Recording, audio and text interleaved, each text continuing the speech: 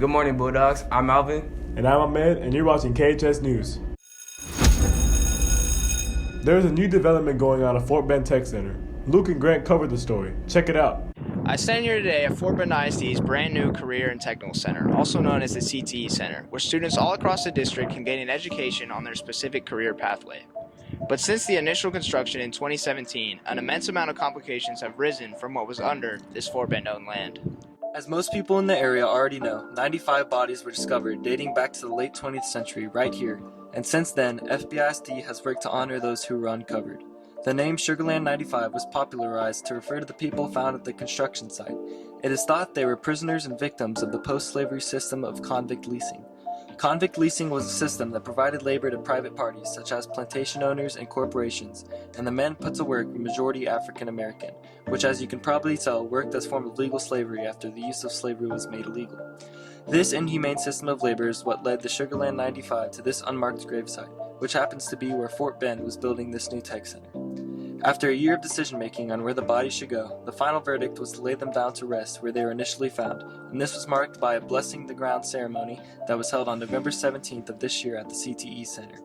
During this ceremony, a small protest was held led by local activist Swatara Olushola, stating during the protest, "Test the DNA, find the families." This did not go on for long until the group was escorted out by security.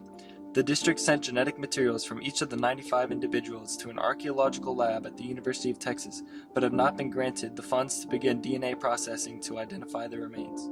Superintendent Charles Dupre said this in a video regarding the school's construction timeline. We've learned a lot, and we are moving forward to ensure that our students also learn about this piece of local history.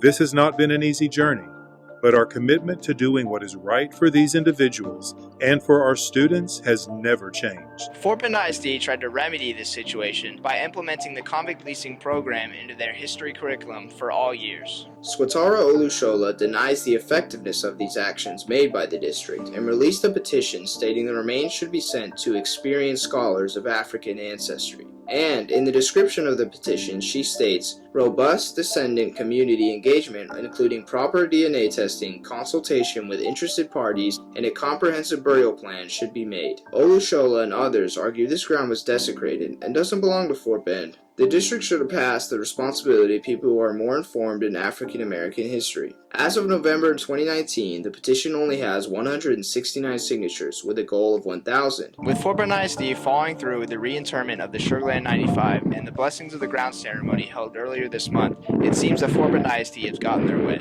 Even though there has been a large amount of community backlash, Fort Bend ISD has completed construction on the building and have disregarded Olushola's concerns listed in her petition. The video regarding Fort Bend ISD's construction timeline and Olushola's petition will be linked below. And for all Sugarland news, make sure to come here to KHS News. Layan, I'm going to interview seniors on the senioritis that has been spreading around the school. How to cure senioritis. But what is senioritis? When a high school student, usually in their final year, begins to slack and develop a YOLO attitude, I would call that senioritis. Okay, so now that we have the definition, we must assess if it has become an epidemic or not. I think the practical test would be to ask a few seniors around the school if they suffer from senioritis. Zoom in. And if so, how do we cure it? Let's go, let's find out. Hayden and Talia here, and I wanted to ask y'all, do y'all suffer from senioritis? Yes. So what do you think is the cure, or like, how do you get away from that mentality of senioritis? Personally, for me, I have to keep up my grades for theater, so that's my motivation at this point. Motivation is just to graduate as quick as possible. Okay, so we have Ryland here, and Ryland, do you suffer from senioritis? I do, yes. Okay, so how do you stay away from it? Well, I know if I want to get to college, I have to keep my grades up and make sure that I stay on top of my work so I can actually still stay going to college. It's good. Okay, so I'm here with Leah. So Leah, do you think you have senioritis? Yes. Okay, so how do you steer away from senioritis? Well, I like to stay organized with like my calendar, and I like set out my dates, so I try to have like something to look forward to and prepare for. So we have Sahad and Umar here. So y'all think y'all have senioritis? Definitely. Oh yes. Yeah. I have senioritis. Definitely. For sure. So how do you steer away from that? What do y'all do to avoid For it? me, like, I just think about the consequences. Like, I think about my grades and stuff. Because, like, I don't want them to, like, get affected because I'm lazy. I haven't really figured it out yet, but whatever he said. To sum up, senioritis is an epidemic, but the cure is sheer self-determination. Next, Justice and Dorian have got the scoop on the upcoming talent show.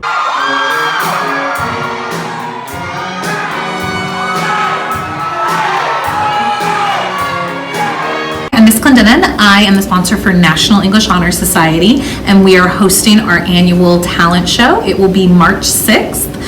We are currently looking for acts for the talent show. There will be posters around the school that you can scan a QR code and you can sign up to audition for the talent show. We are looking for a variety of acts. Last year we had a magic show, we had dog tricks, we had a couple of dancing groups, some singing. If you have a unique talent, we would love to see it. One of the great things is that all proceeds from the talent show go to charity. So if you are an act that wins, half of the proceeds will go to the charity of your choice. We would love for you guys to come out and audition to put together a great talent show. There's a major debate going around our school. Here's Job and Zarek to talk about it. What's up, Bulldogs? Today we interviewed some students and asked them if they prefer Bulldog time or not. Let's see what they say.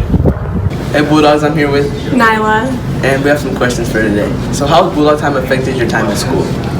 Bulldog time gives me time to talk to my teachers and do my homework and stuff like that. And do you prefer Bulldog time over 6 minutes? I prefer Bulldog time because I feel like the 6 minutes isn't really that necessary. And would you prefer 6 minutes between classes or Bulldog time? I mean, I prefer, it's not 6 minutes. 6 minutes between classes, like, you don't really need it. Like, you just go into class. It's just giving people more time to just talk. I'd rather have the Bulldog time so I can do my work. I finish my work and it helps me like study for other classes and I can get back on track. Would you rather prefer Bulldog time or 6 minutes between classes? I'd rather prefer Bulldog time. Hi, I'm here with Stephanie. And Stephanie, how is Bulldog time affecting you? I like Bulldog time because I get to sleep and talk to my friends. Would you prefer Bulldog time or 6 minutes between classes? I prefer 6 minutes between classes. And why? It's just so I can have more time to talk to my friends and to get to class, of course. A lot of students at school know nothing about what's going on at Austin High School. Here's Kate on why that is. Communication. It's abundant at Austin, same as any other high school, yet there still seems to be a disconnect between the events that take place at this school and the people that go to them. We are connected to the entire world with our phones, yet I hear about football games an hour before they take place through word of mouth alone.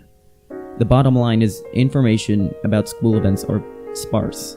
This is most obvious in any sports game that takes place here. Sure, the same 2 or 3 dozen people that sit in the front of the bleachers will always be there, but there are literally thousands of us. How can our turnouts be so low? Is it our lack of motivation? Are we just busy with other things? Or is it our school's inability to advertise? I guarantee there are probably a plethora of events that are going on this week that you have never heard about. From games to fun events planned by clubs to charities and donation opportunities being held at the school, most students will never hear a thing about this until it's too late to participate in it. Well, what's the problem? What makes up the factors of these issues are clear. You can blame it on several things and still not get to the bottom, but just to list a few. Bulldog time is no longer held every day, which means that the clubs only have 1 day to send out a diplomat to advertise to classrooms. Our broadcast only has about 20 minutes a week to pull students rather than the last year 20 minutes a day. Not only that, but you only have 1 day to watch the broadcast either way. There's also participatory seminars that admins have planned, district-wide quizzes about how much we love our school environment. There are too many conflicting schedules and simply not enough time. The speaker systems haven't been updated or renovated since the school was built, and all I can hear is Mr. Long telling us at the end of a string of unintelligible announcements how great it is to be a Bulldog. Whether it's Schoology at Moto, GroupMe, Remind, Skyward, the more the merrier. We don't have a centralized place for announcements.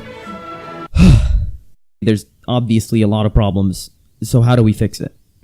Well, we could add a calendar tab onto the Austin High School website, except there already is one.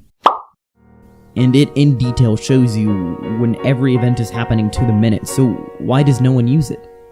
Well, for one, 70% of the people that visit our school's website visit it through a search bar, and 1/3 of those people are just trying to get to Schoology or Skyward, and the average length someone spends on the site is a measly 2 minutes. So obviously people aren't using it.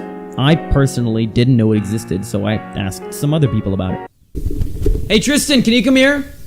Did you know that the AHS website had a calendar? It has a calendar? No, I didn't. Like Why? No. Okay, nothing. I'm just doing a segment for broadcasting. I, in no way, shape, or form, possibly could have known that it had a calendar. Okay. Well, there are a few other things that we can do about this. One, bring back Bulldog Time as a daily event. If that were to come back, we could begin having more time for these events to be advertised in several different forms. Another is to emphasize the importance of watching our broadcasts or reading the newspaper. These are both places that have upcoming events at our school being addressed. Lastly, although it may seem silly, if you simply look around at the posters and banners clubs have made as you walk to your next class, you can learn about these upcoming events and consider going. And even if you aren't looking up and you're using your phone, take the time to look at the AHS calendar. And I only hope the few classes that watch our broadcast see our information and spread it so that this school can be a more connected and informed place for all students. And of course, for more information, come to KAHS News.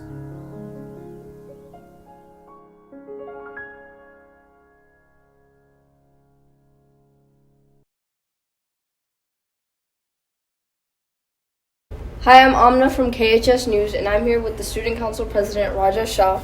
And Raja, tell us more about this Winter Festival. Yeah, so essentially Student Council, Service for Humanity, and National Honor Society are coming together to create this amazing Winter Festival that's really all-inclusive to Austin and the entire school district as a whole. So essentially, on the outside in the football field and such, there'll be a bunch of amusement rides and carnival games that people can play on, just have a great time in general. Then when they come inside to the building, there'll be it'll be essentially a winter-themed decoration, so it'll be from fake snow, all of that will be present, and it'll just be a nice little, thematic moment for people to enjoy.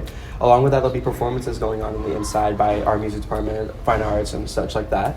And the biggest thing I wanted to advertise was that all clubs and organizations at Austin will be having booths and such that they'll be present both inside and outside. And that'll be to essentially, promote the school as a whole and get people more involved and just make, it all in for Austin, just like our theme says this year. Wow, y'all better be there. I'm Alvin. And I'm Ahmed. And that's all for today, Bulldogs. See you next week.